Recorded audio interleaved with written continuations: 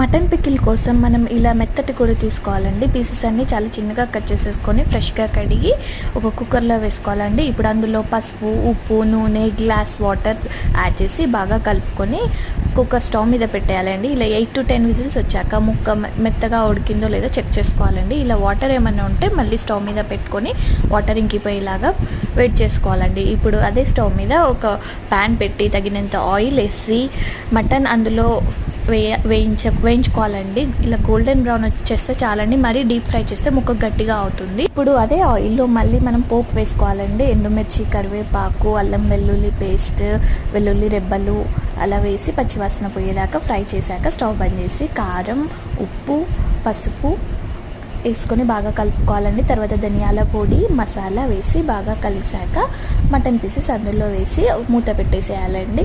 Next day కల్లా ఎంతో tasty అయిన మటన్ పికిల్ రెడీ.